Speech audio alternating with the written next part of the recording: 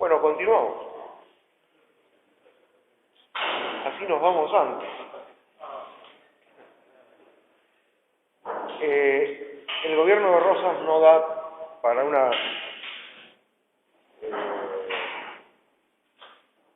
para el tiempo que tengo, un dato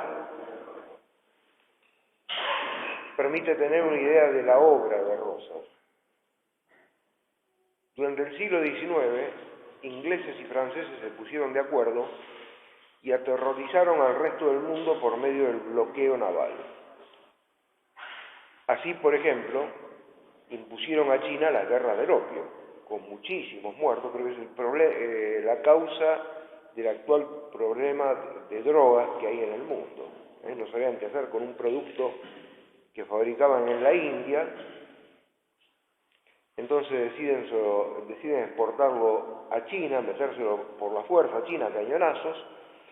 Es un estupefaciente y se establece en China, pero controlado por ingleses, el comercio de droga, que luego se va extendiendo, es la razón de la independencia de Hong Kong.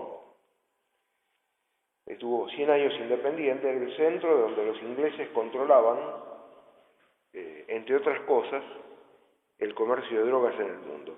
Hubo solamente dos naciones en el siglo XIX que resistieron el bloqueo naval anglo-francés. Una fue Estados Unidos y la otra Rosas.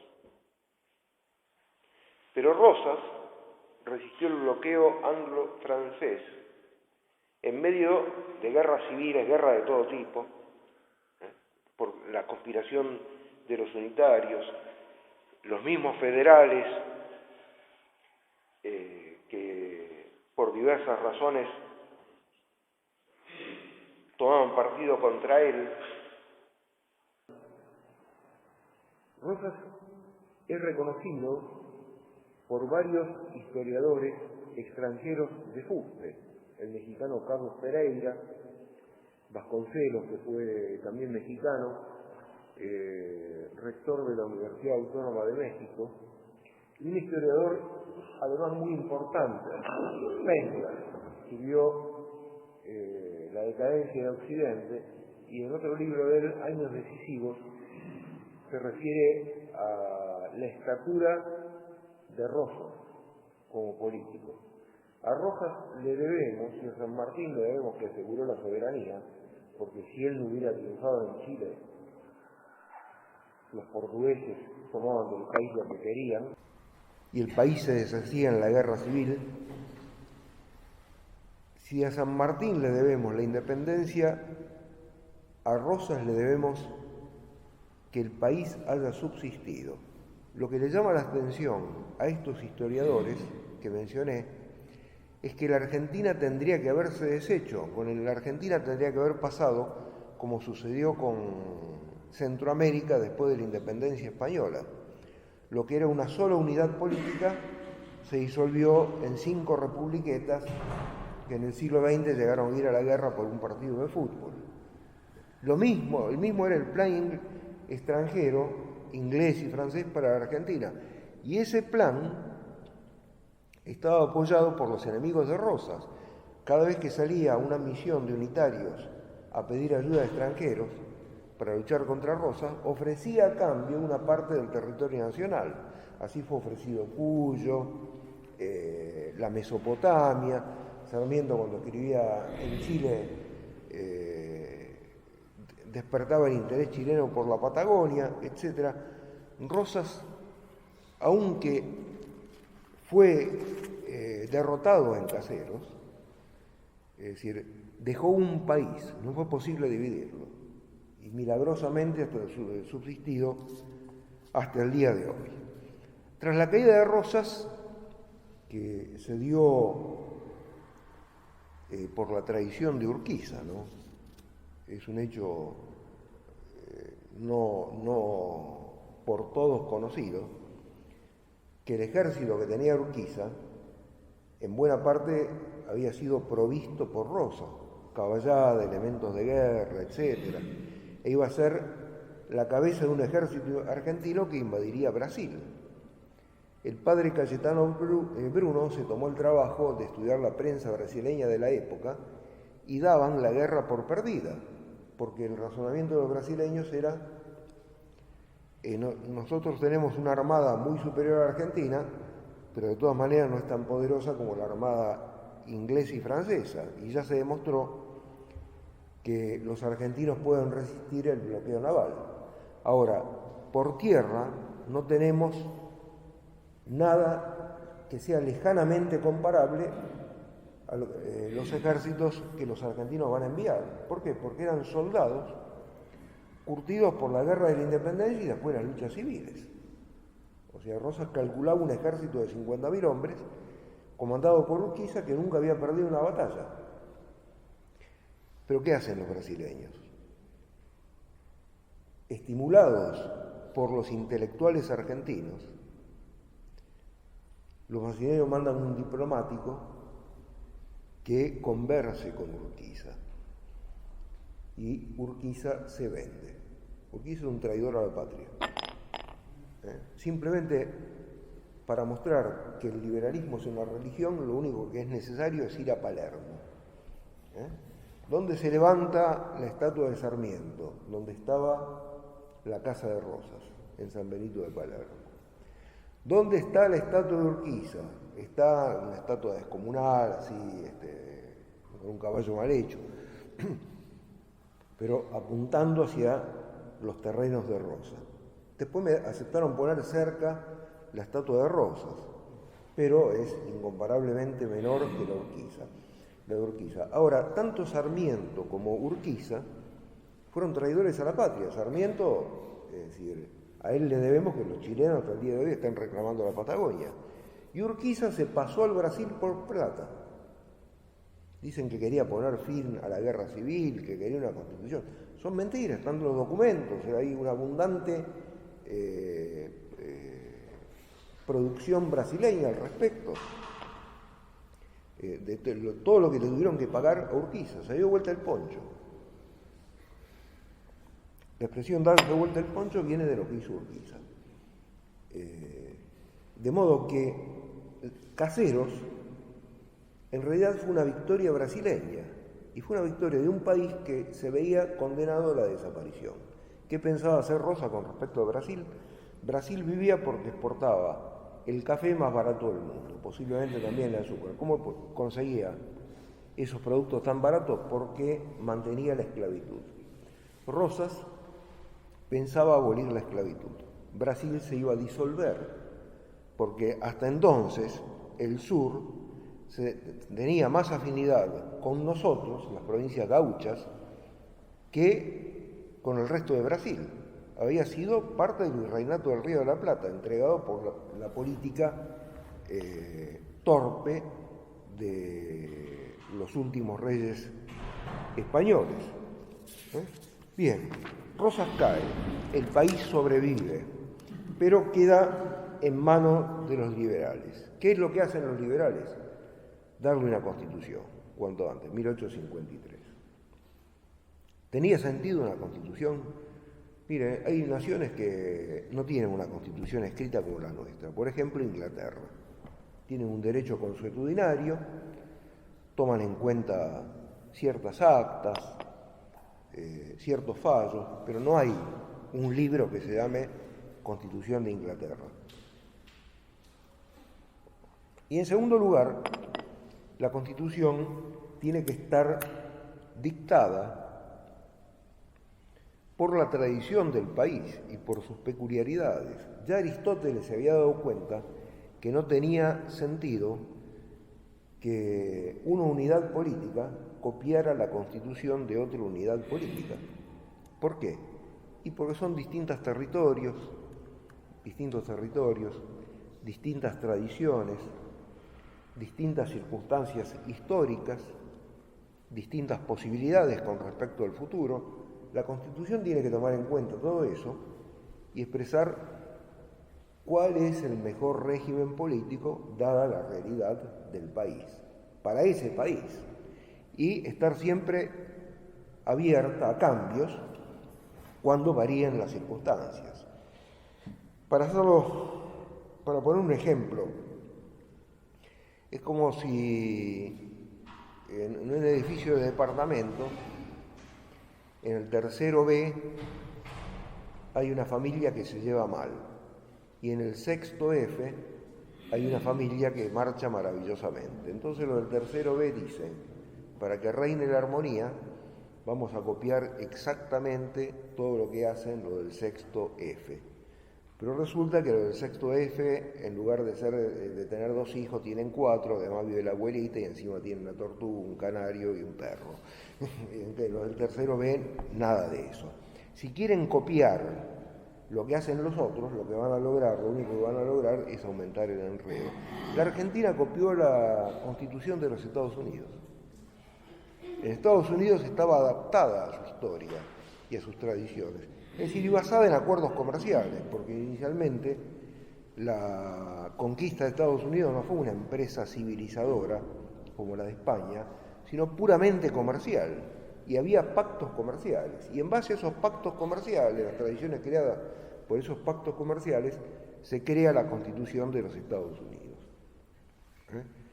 Nosotros copiamos algunas cosas de la Constitución de Chile, pero era algo, es decir, postizo con respecto al país.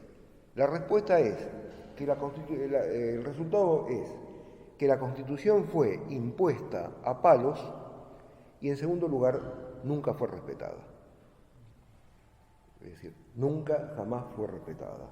Durante décadas reinó el fraude electoral, durante también mucho tiempo reinó la proscripción política, por ejemplo, los peronistas no podían votar, o sea, hacemos la revolución en nombre de la libertad. ¿Qué es la libertad? Y que el pueblo tiene derecho a elegir sus autoridades. Bueno, pero el 60% del pueblo no puede votar, entonces, no se cumplió nunca. En la Argentina, de una u otra manera, reinó el fraude. No se respeta ahora, quieren modificar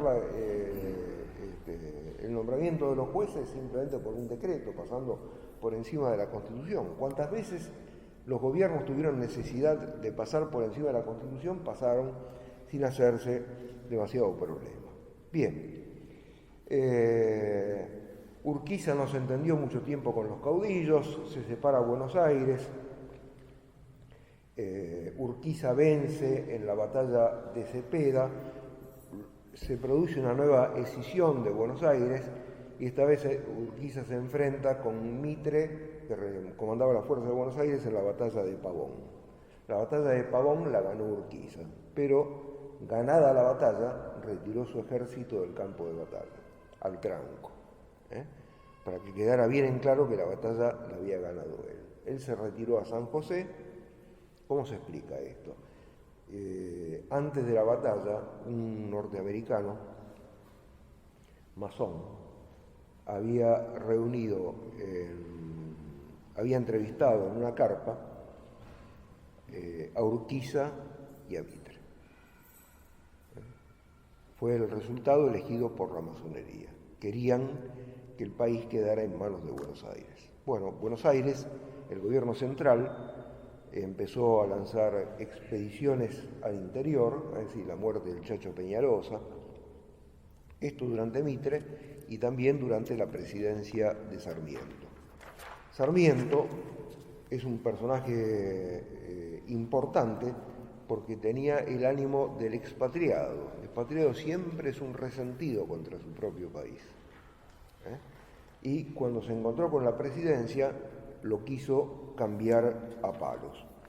Bien, antes de... El país toleró, consintió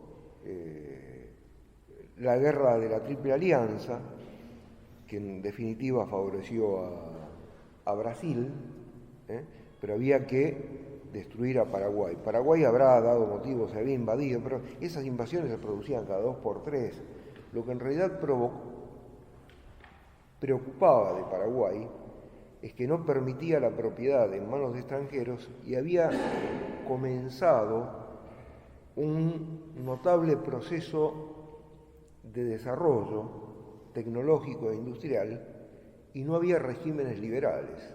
Paraguay estaba destruyendo el mito de que para que las naciones progresaran era necesario que hubiera gobiernos liberales.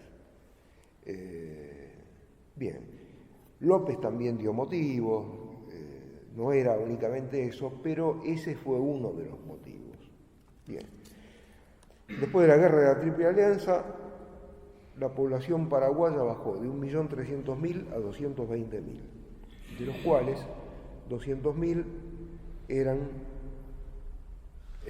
niños, jóvenes o extranjeros. Fue una guerra de exterminio. Con respecto a la presidencia de Sarmiento, tan alabado como promotor de la cultura, hay que decir que Sarmiento fue un bárbaro absoluto.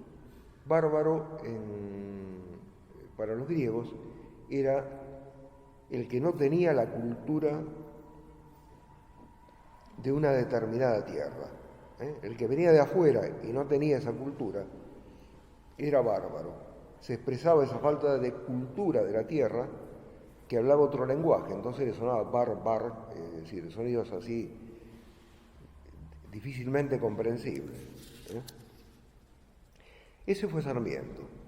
Sarmiento ignoraba que hacer cultura es cultivar. No se puede hacer cultura contra el país. Es como si uno quisiera sembrar trigo, soja o lo que sea, sin tomar en cuenta la tierra. O sea, sembrar supone algo que va a tener arraigo. No se puede construir artificialmente sin tomar en cuenta, así como impusieron artificialmente la Constitución, Sarmiento quiso hacer lo mismo en todo el ámbito cultural. Creyó que podía artificialmente imponerse en un pueblo una cultura.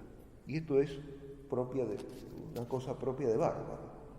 El que entiende qué es la cultura, sabe que la cultura es como una flor, que necesita que la cuiden, que la rieguen, que depende de muchos factores que exceden la voluntad de aquel que gobierna. Bien, Sarmiento fue sucedido por Avellaneda. Avellaneda nombró ministro de Guerra a Adolfo Alsina,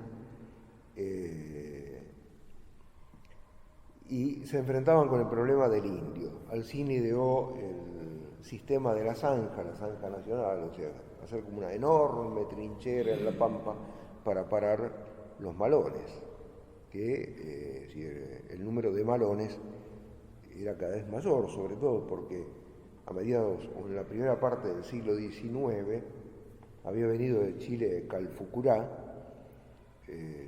había dado muerte a muchísimos de los indios argentinos, y estos araucanos eran muy bravos, muy peligrosos. Bien, Alsina pensó defenderse por medio de ese sistema de trinchera que le fracasó, y además él enfermó y murió al poco tiempo. Y entonces aparece alguien que va a ser un gran personaje de la política argentina. Es nombrado ministro de Guerra Roca. Roca entiende que el indio debe ser combatido no por medios defensivos, sino ofensivos. Hasta ahí tenía razón. En lugar de hacer acuerdos con los indios, después de haberlos derrotado militarmente, como había hecho Rosas, Roca opta por el exterminio.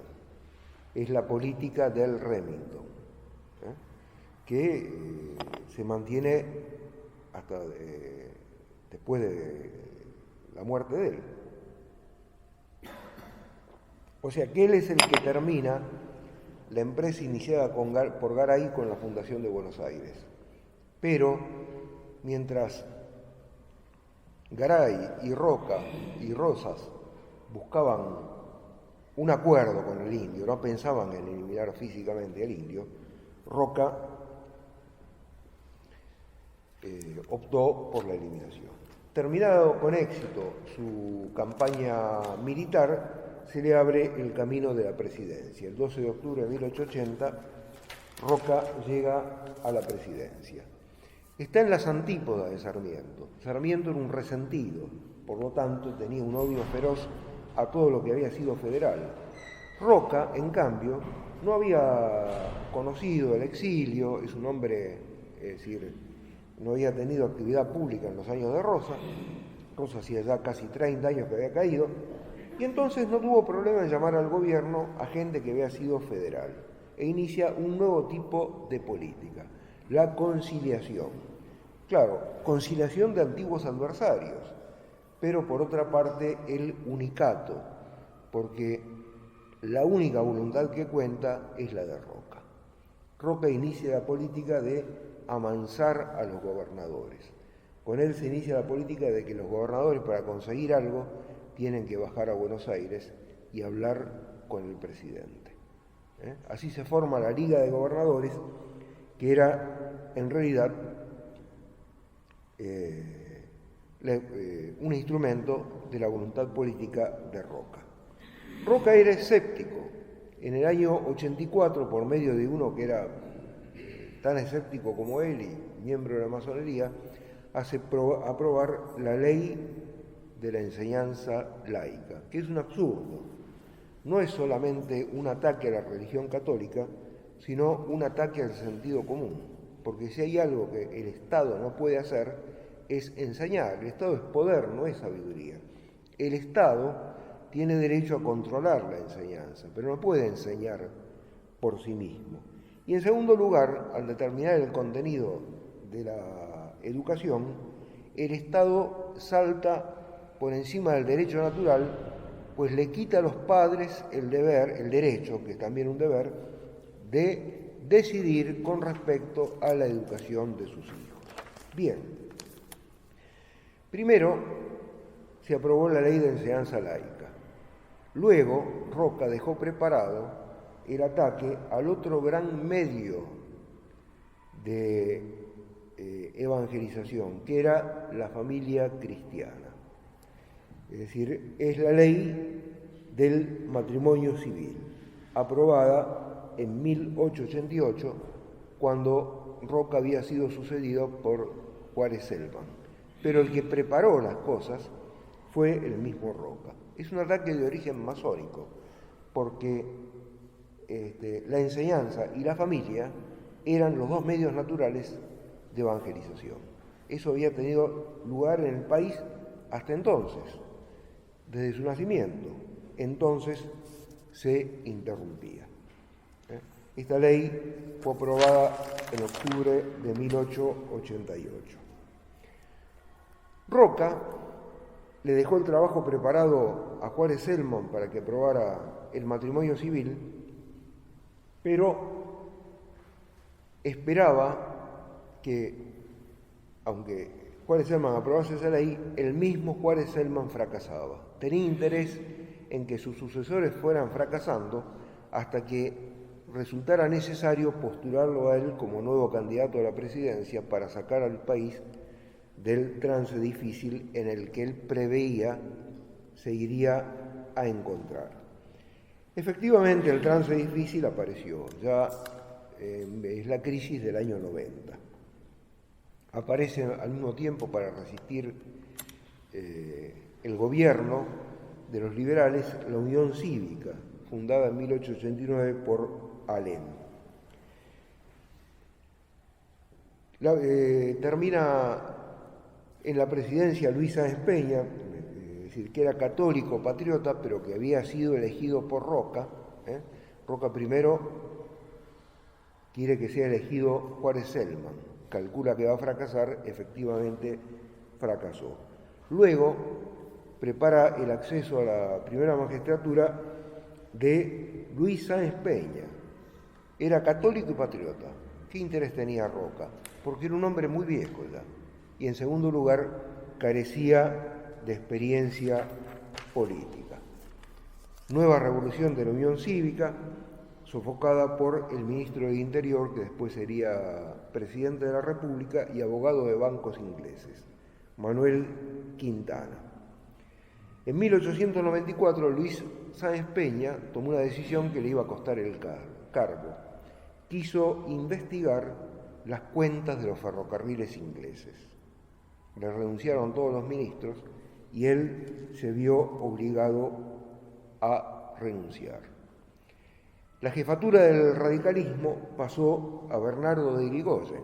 Bernardo de Irigoyen optó por entenderse más o menos con el gobierno, al menos con un sector del gobierno, pero surge un nuevo caudillo radical que va a impedir ese acuerdo del radicalismo con el gobierno. Es Hipólito Yrigoyen, llamado a jugar un gran papel en los años sucesivos. Roca, por fin, pudo ser elegido por segunda vez en 1898.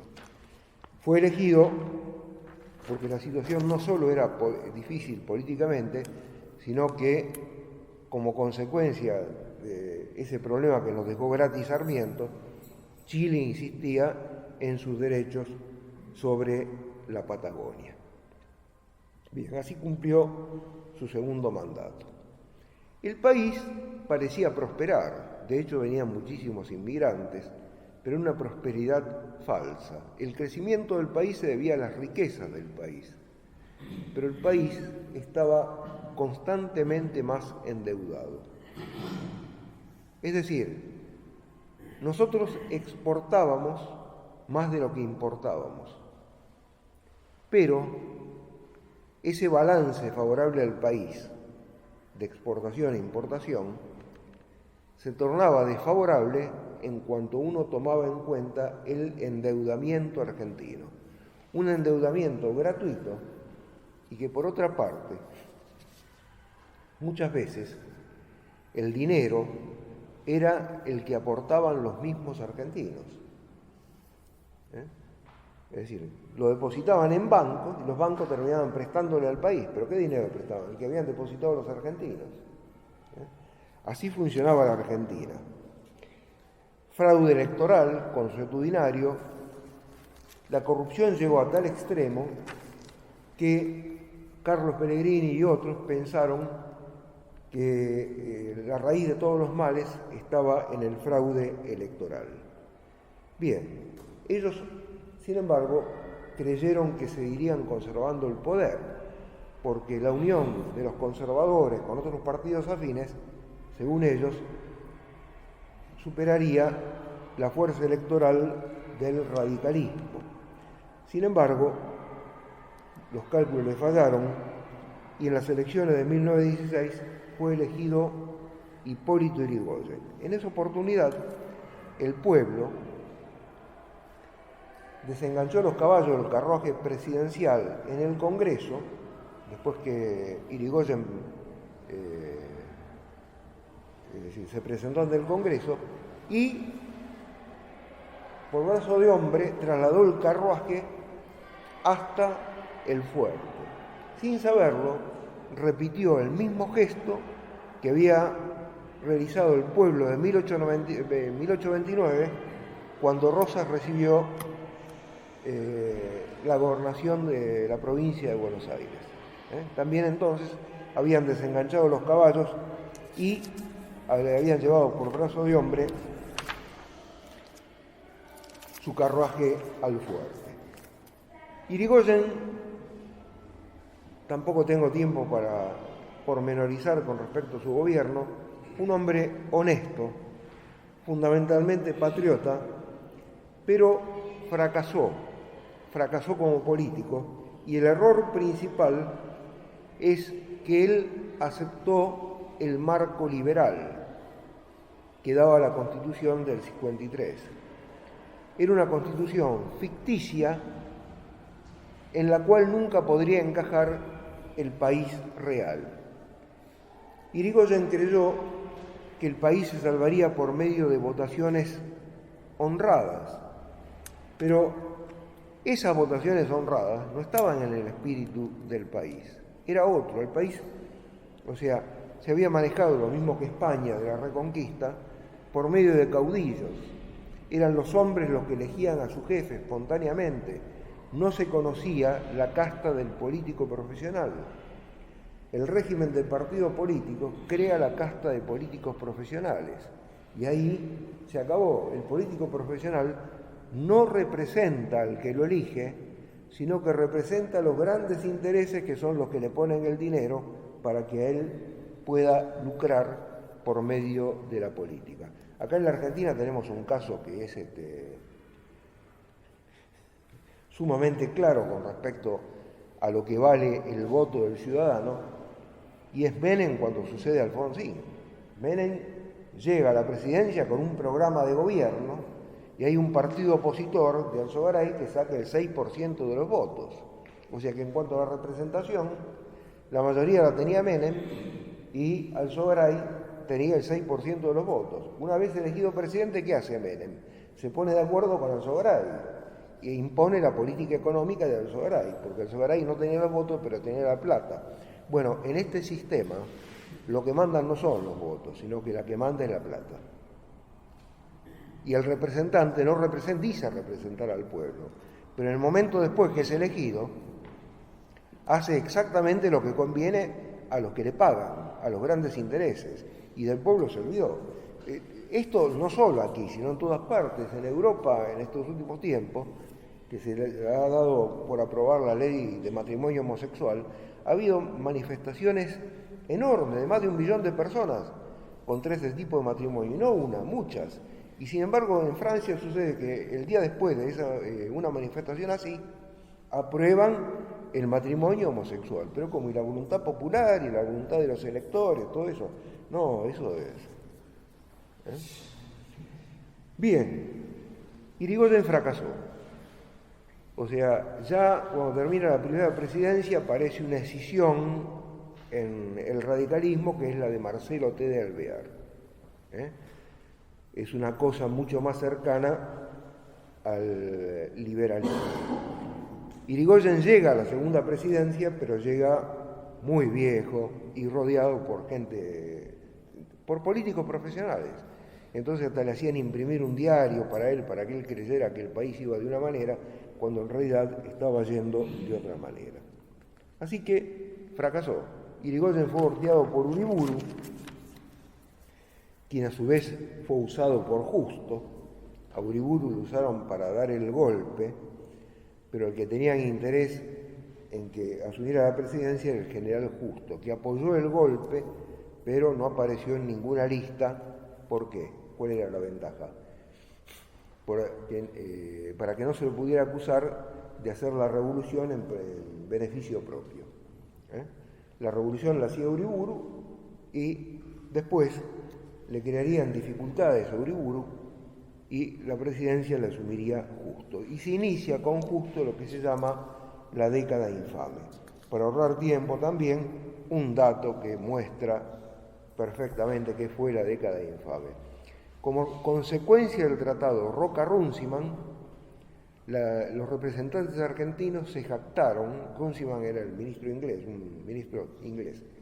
Los representantes argentinos se jactaron de que en los hechos la Argentina era una parte del Imperio Británico. Una parte significa una colonia.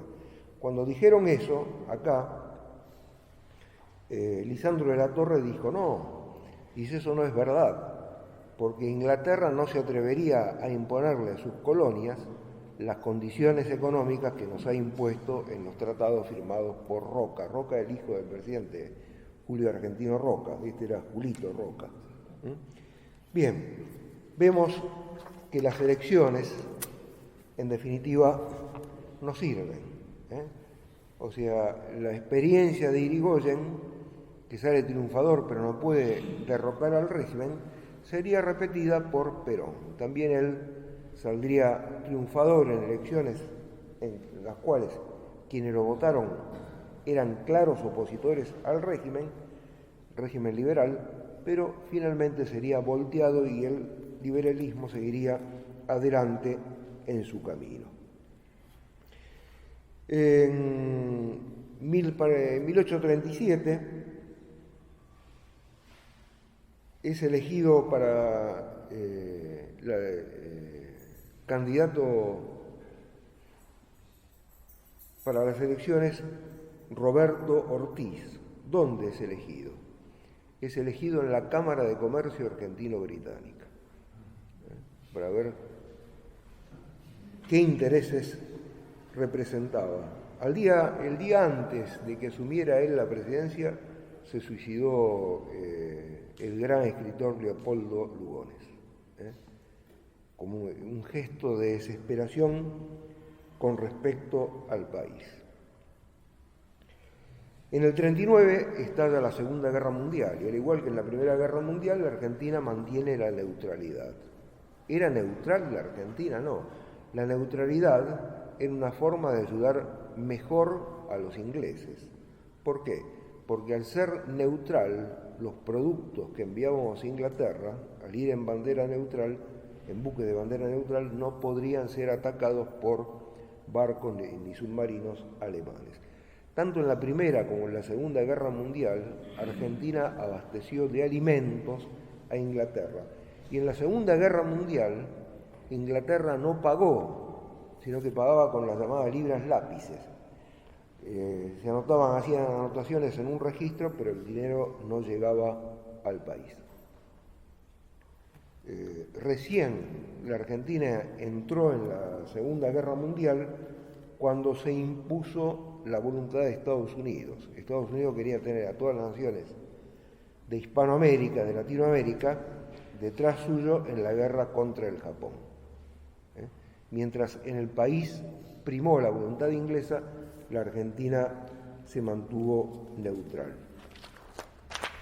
Ortiz debió renunciar por mala salud, andaba mal de la vista, tuvo que pedir primero una licencia y finalmente renunció. Toma el gobierno Castillo, un hombre también de edad avanzada.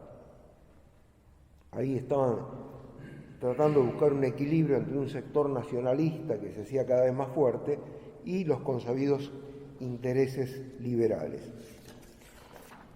Sucede entonces un escándalo que trastorna la opinión pública, es el escándalo del Palomar. Se trata de venderle unos terrenos al gobierno y resulta que eran unos terrenos para el ejército. El ministro de Guerra y una cantidad de personajes de la política, del Congreso, crean una comisión de intermediarios. El que vende se lo vende a estos intermediarios y esto lo revenden al gobierno por un precio mucho mayor. Se destapó y aparecieron los culpables. El jefe del ejército que andaba metido en este chanchullo, el presidente ofreció la renuncia, no le fue aceptada. El jefe del ejército que andaba metido en este chanchullo fue confirmado, pero se creó en la opinión pública un Estado que hizo insostenible la continuidad del gobierno. Había también una logia de oficiales y esa logia aprovechó la oportunidad para dar el golpe y así se produjo la revolución del 4 de junio del 43. ¿Cuál era esa logia? Se llamaba el GOU. Bueno, de ahora en más sintetizo porque si no esto no termina nunca. Grupo de oficiales unificados, ni siquiera hay acuerdo sobre lo que significa GOU, porque hay diversas interpretaciones. Está también discutido quién la fundó. Perón dijo que la había fundado él, a su vuelta de Europa.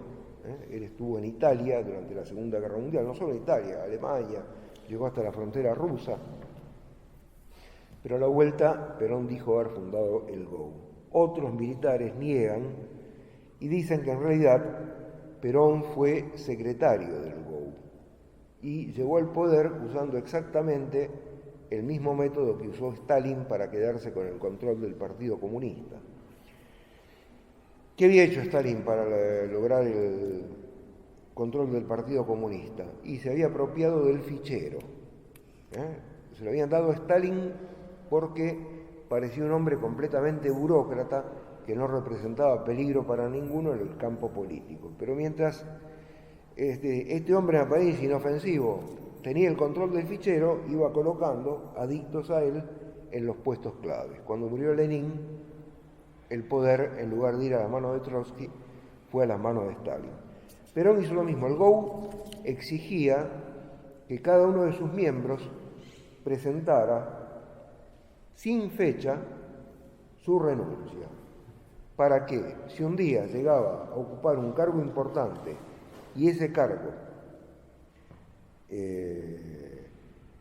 lo usaba para satisfacer intereses particulares y no para el bien del país, entonces le ponían fecha a la renuncia y lo hacían renunciar.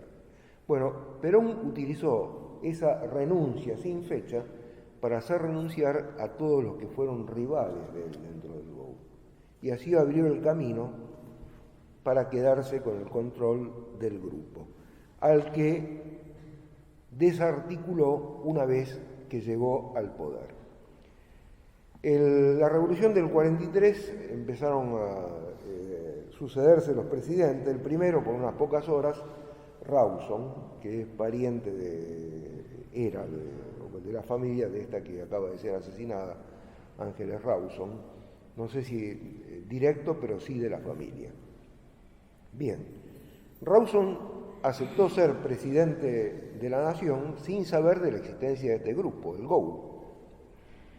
Cuando se enteró, renunció. Entonces el poder fue a manos de Ramírez. Bien, Ramírez aceptó las directivas del GOU hasta cierto punto. Llegó un momento en que pensó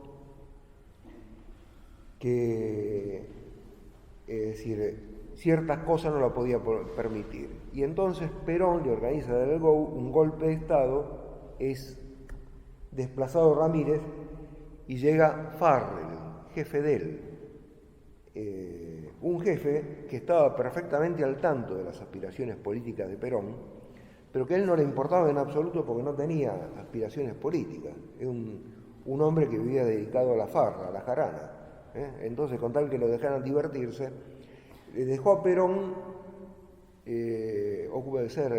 ocupar el Ministerio de Guerra, la Vicepresidencia de la República y la Secretaría de Trabajo, un puesto inventado por él y que él usó muy hábilmente para establecer puentes con los obreros y conseguir un apoyo popular. Bien, cuando se hizo evidente que Perón quería todo el poder para sí, y además por ciertos escándalos de su vida privada, empezó a ser resistido por un grupo de oficiales. Aparentemente lo harían renunciar. Por otra parte, los liberales también eran enemigos de Perón, pero contra las expectativas de todos se produjo el 17 de octubre en que el pueblo en masa, sobre todo el Gran Buenos Aires en masa, que entonces estaba habitado por mucha gente venida del interior. Los sociólogos calculan que en el decenio previo al 17 de octubre del 45 se había producido un aflujo de 800.000 personas del interior del país al Gran Buenos Aires. Bueno, eso salió a la calle para manifestar su apoyo a Perón en el 1945. Y Perón,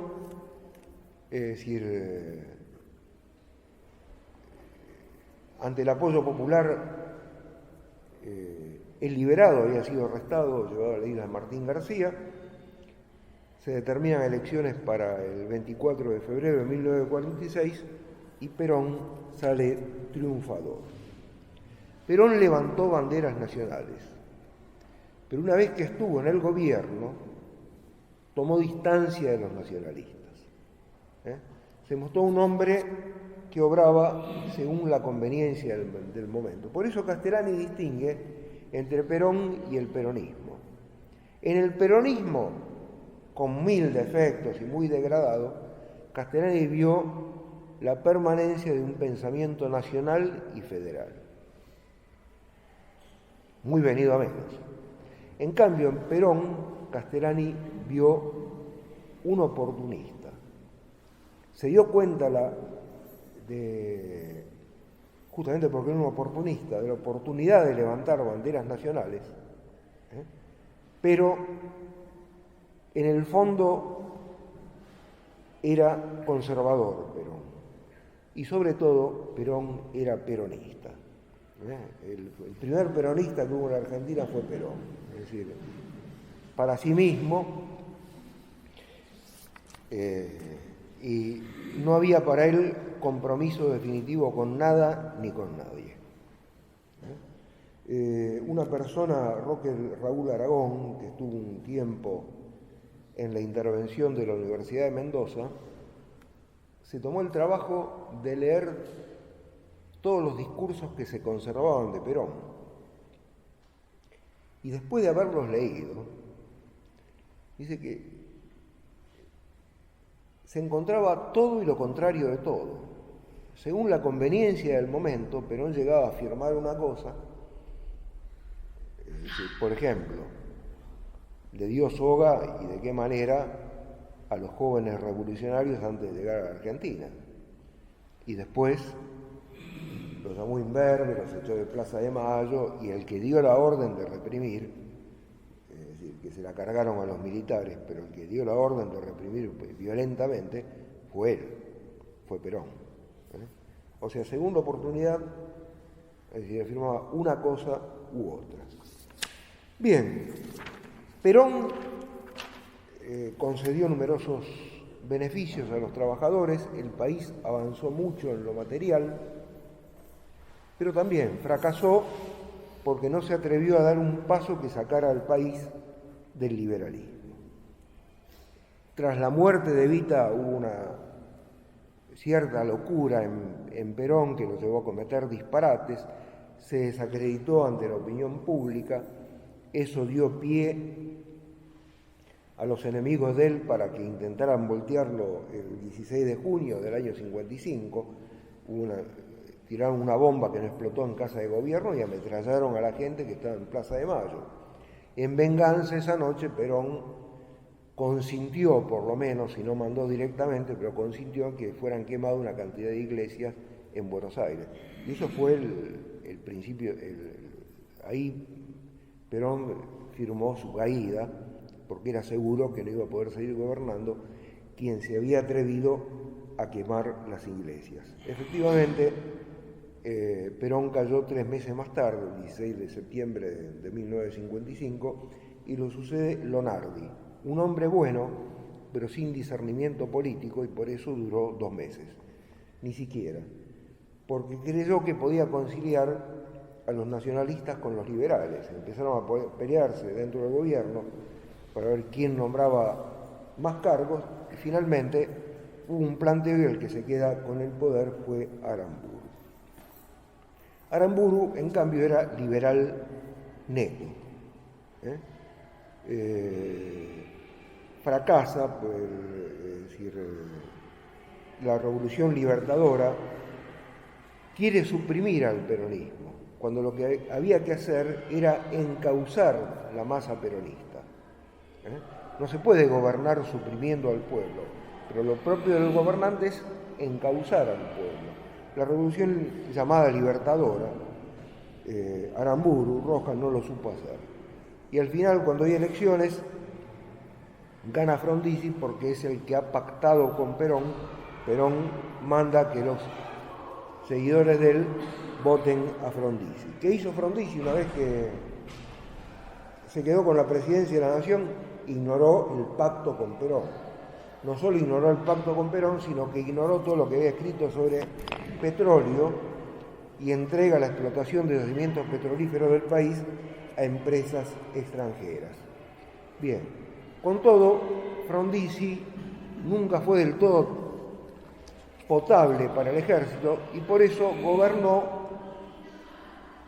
es decir, soportando planteamientos que le hacía el ejército, uno detrás de otro, hasta que finalmente, el 29 de marzo de 1962, lo derriban y pasa un breve tiempo en Martín García. Se tiene que ir. Queda como presidente el vicepresidente de él, Guido, que fue un gobernante títere, no quería asumir, pero lo obligaron a asumir. Pero en el ejército no se nota la división. Un sector liberal puro que quiere prescindir del peronismo y un sector que se da cuenta, bueno, el peronismo hay que tomarlo en cuenta porque no podemos llamar esto democracia ni libertad, y además políticamente es imposible prescindir siempre del pueblo. Bueno, se divide en azules y colorados. En el año 62, entre septiembre, entre el 17 y 23 de septiembre, hubo combates en Plaza Constitución, Parque Chacabuco, Parque Avellaneda, hubo también otros enfrentamientos. Finalmente los colorados se rendieron y queda como jefe del ejército el general Onganía. Onganía decide llamar a elecciones con todo, si no se le permite votar al peronismo, y triunfa Ilía, con un porcentaje escaso de votos, porque la mayoría eran los que se abstenían, los peronistas que votaban en blanco. Bien, Ilía de hecho ahora se lo presenta como un mártir de la democracia, pero fue un gobernante incompetente, y Onganía lo reemplaza. Ayer se cumplieron 47 años, el 28 de junio del 66 toma el poder. Onganía era un buen hombre, digamos, no robó, era patriota, pero no tenía idea muy clara de lo que había que hacer. Entonces, Castellani lo vio de entrada. En una carta que le mandó un amigo dice, Onganía va a ser un Ilía con sable. Y por tanto va a ser mucho más peligroso para el país que el mismo Ilía. Al final de su gobierno comenzó una guerra civil que Castellani había visto venir desde hacía más de 20 años. Si alguien ha leído el libro Su Majestad Dulcinea, verá que se ubica en el año 2000, fue escrito en el 46, comenzó a ser escrito en el 46, pero el escenario es de una Argentina en guerra civil. Y en numerosas oportunidades dijo, temo para la Argentina la guerra civil. También lo volvió a decir cuando tras la caída de Perón fue fusilado el general Valle. Bueno, en los últimos tiempos de Onganía empezó efectivamente la guerra civil, con el Cordobazo. Cayó Onganía, hubo un nuevo gobierno títere, quisieron que fuera títere, Levingston, como no aceptó ser títere, voló y se hizo cargo del poder Lanusse. Lanusse creyó que, ya que le había ido tan mal al país, ignorando al peronismo, había que contar con Perón y entregarle el poder.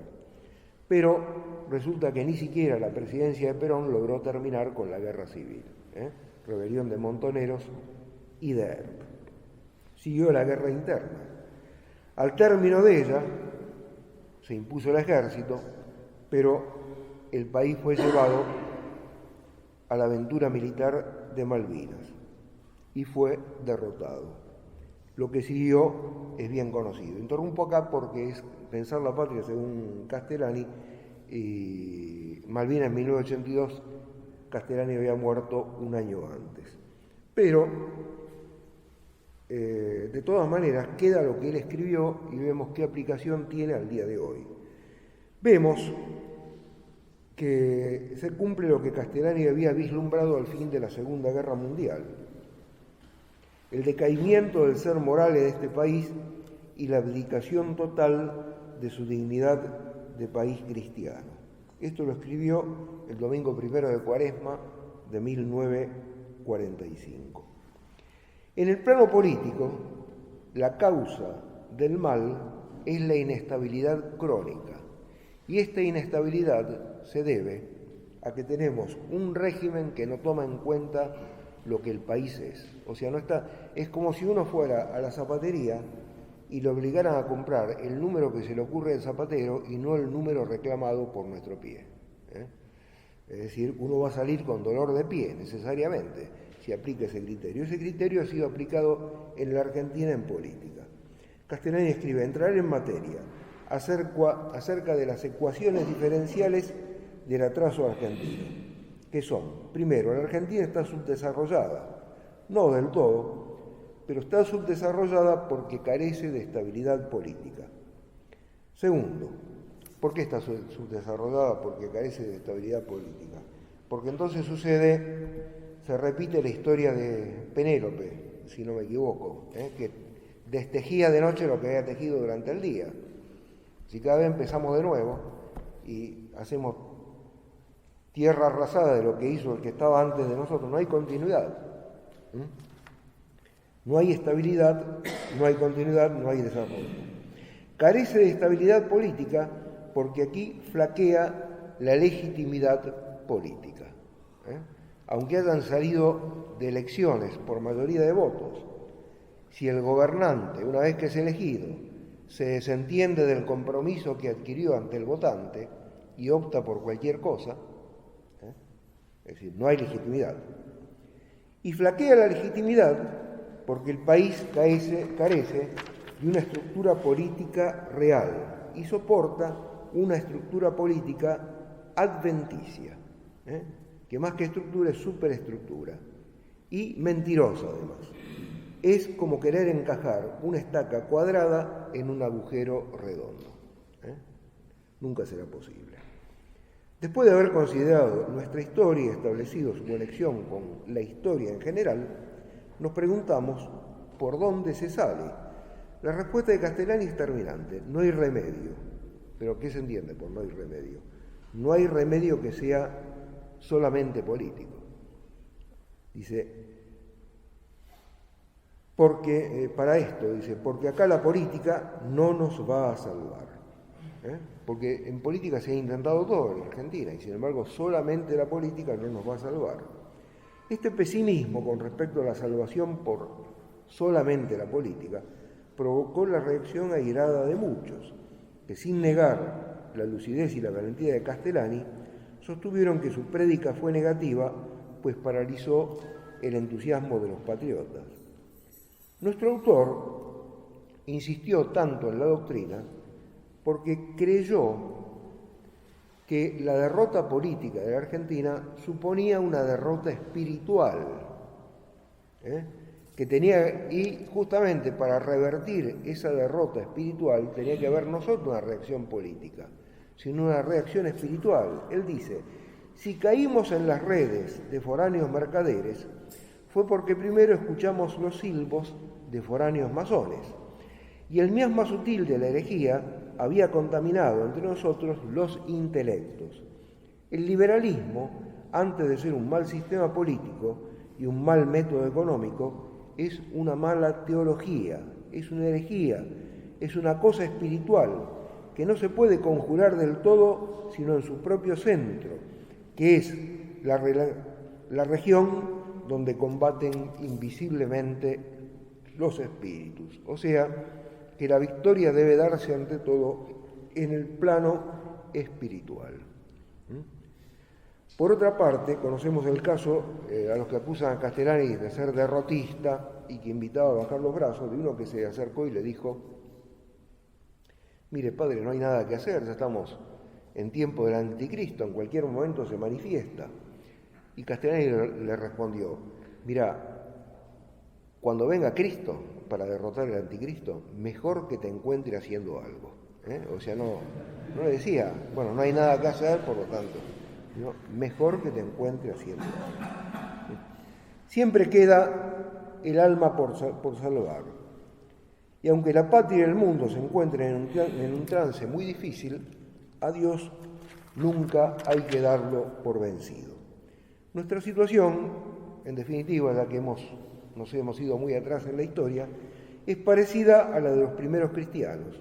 Ellos también debieron soportar una suerte durísima, pero su lucha no fue en vano, pues el cristianismo terminó venciendo. Concluyo por fin, con una reflexión que Castellani anotó en su diario. La hora de la tribulación es también la hora de la esperanza. Bueno, terminé.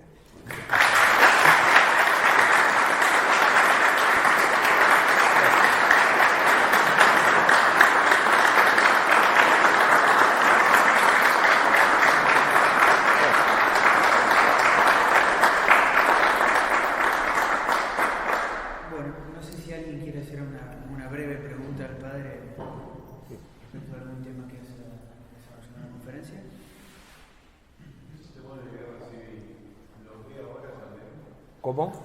Esos temores que manifestaba Castellani sobre una guerra civil, que es algo como que siempre va a flotar en el inconsciente colectivo.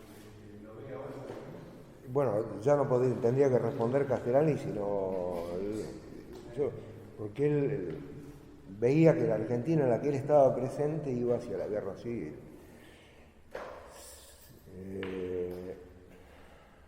Y sí, evidentemente concordia política no hay.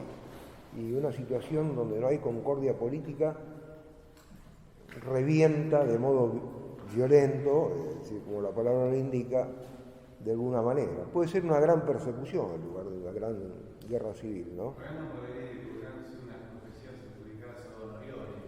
Sí. Una situación que parece el día de hoy. Sí, yo siempre escuché, pero nunca las leí, ¿no? Pero sí, conozco. Ahora, pienso que podría ser guerra civil o persecución. También podría darse una conversión, pero se ve lejana. Sí. ¿Cómo? Razonable pensar que el poder constituido va a venir contra nosotros. Claro, persecución. La persecución tiene más probabilidad que un enfrentamiento. Sí. Porque la fuerza del enemigo es tan grande que no nos permite ningún tipo de respuesta. Más que era la cantidad de la súplica y de retener y conservar lo que hemos recibido tradicionalmente. Sí. Lo que Cristo dice en el Evangelio, dar testimonio. Ahora muchas veces dar testimonio es cruento, ¿no? Para el que da testimonio. Sí, señora. Yo por lo que veo, escuché, me da la impresión, no tengo la certeza de que estamos en pleno combate, y que es un combate espiritual, netamente espiritual. Y lo acabo de reafirmar ahora esto a raíz de lo que se dice, porque dentro de lo humanamente posible, digamos, inmaterialmente, es imposible que podamos encauzar nada. También hay que prepararse para el buen combate espiritual, porque estamos en una guerra espiritual. Sí, pero tenemos algo que está a favor nuestro, que el enemigo de la fe y el enemigo de la patria siempre es débil. Uno vio cómo se cayó de golpe el comunismo. Es cierto que cayó porque había poderes por encima del comunismo que le interesaban que se cayera. Pero todo lo que se construye contra Dios y la naturaleza siempre es débil. Y bueno, la lucha de los primeros cristianos contra el Imperio Romano pareció una lucha en la que únicamente se podía librar en el martirio. Se libró en el martirio, pero también convencieron gente, es decir, el propio emperador se dio cuenta que podía contar con la Iglesia como institución. Es decir, hacer todo lo que está posible. Si Dios manda la persecución, bueno, pedir fuerza para aceptarla.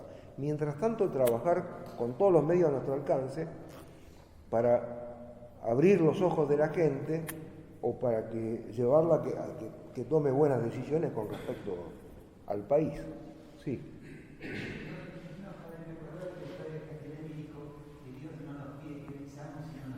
Claro, sí.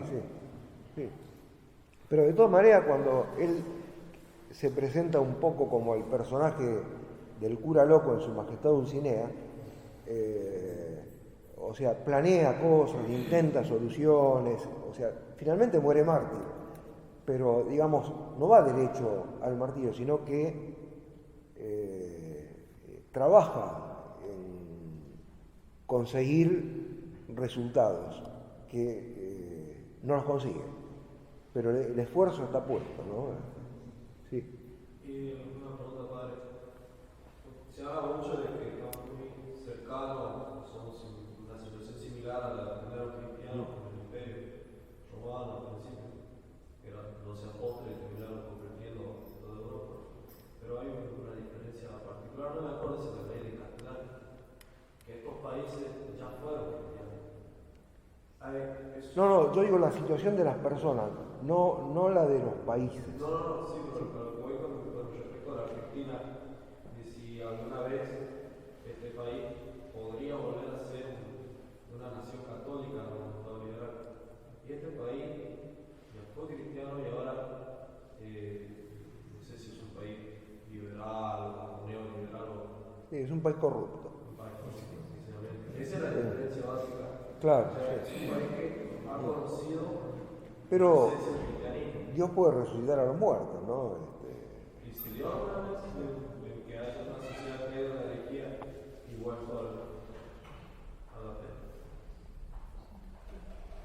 Se han dado países que se debilitaron en la fe y después hubo una enérgica reacción católica, ¿no? ¿Cómo?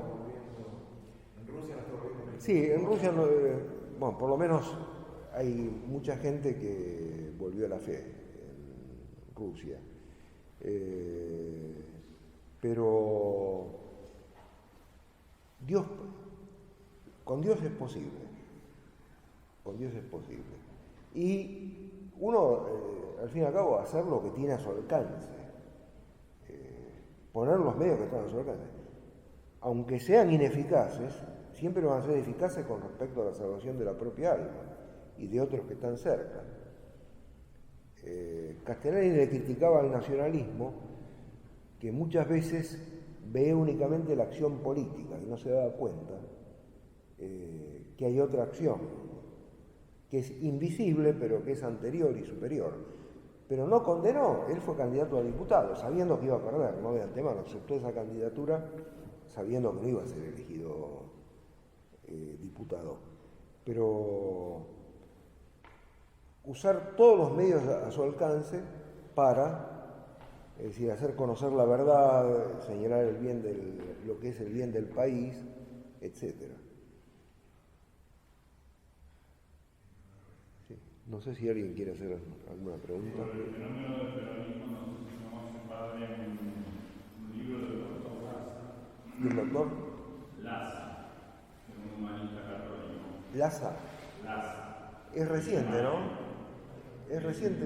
Un libro muy interesante donde él va analizando las raíces filosóficas del peronismo, lo une con Gentile, con el pedagogo de Mussolini, que era naturalista. Y la tesis de él es que el peronismo se mueve con hegelianismo, ¿no? O sea, se mueve en oposiciones dialécticas constantes, ¿no? Sí. Es muy interesante ese trabajo del doctor Laza. Mire, no sé dónde vi no lo leí, no sé dónde vi la publicidad. Yo creo que el que era dialéctico hegeliano era Perón, que le deja esa forma de ser a la dirigencia peronista. Ahora, me parece que en el fondo del peronismo queda algún resabio de lo que fue el movimiento federal. Lo que ocurre con el peronismo es que todo eso no encontró jefes que supieran expresarlo y que tuvieran ganas de servir ese ideal, ¿no? O sea, Perón, yo creo que él fue un gran egoísta en política. Y, como dije, él sí fue peronista, es decir, el fin era mantener el poder. Pensó en el país, pero en cuanto él hubiese podido mantener el poder.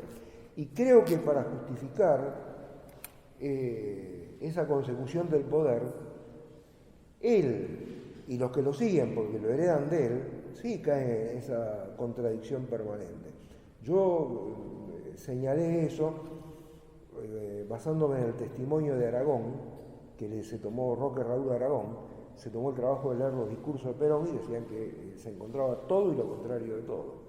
Ahora, gracias por recordármelo, porque creo haber leído sobre ese libro, la noticia de la existencia de ese libro en San Rafael, pero voy a tratar de conseguirlo. Es un libro muy bueno.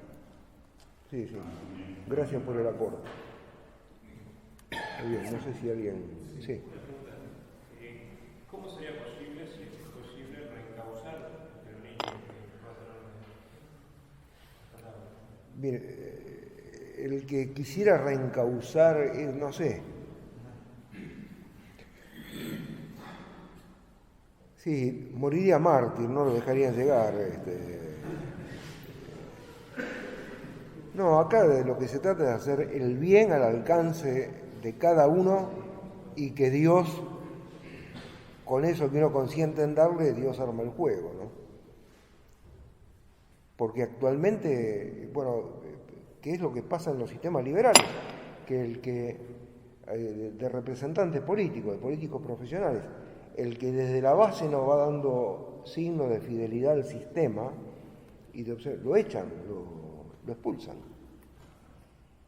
O sea, los romanos tenían el cursus honorum. Acá hay un cursus al revés.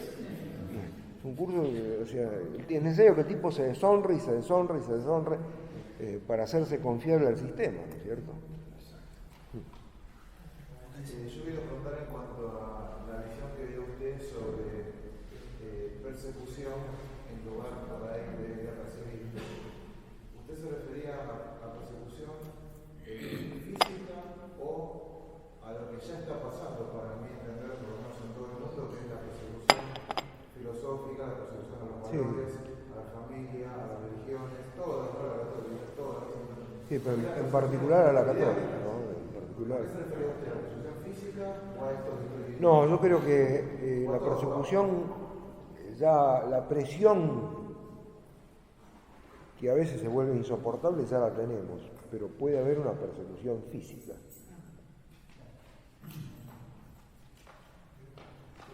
¿Se refiere a Argentina o al mundo en general?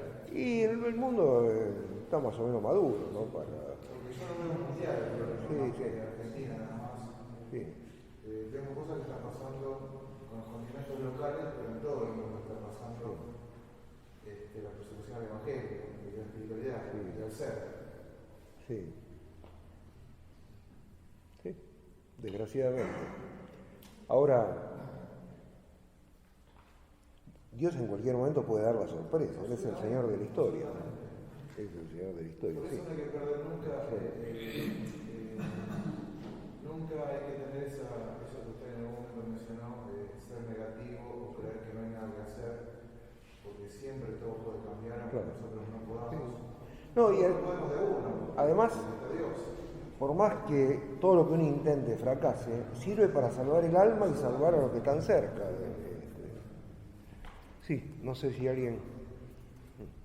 Bueno, ya es suficiente. Renovamos el agradecimiento al Padre que se dio el Bueno, espacio, a los presentes y especialmente al Padre Biestro, que realizó un gran esfuerzo de síntesis para poder llevar a cabo esta conferencia para nosotros. Un fuerte aplauso.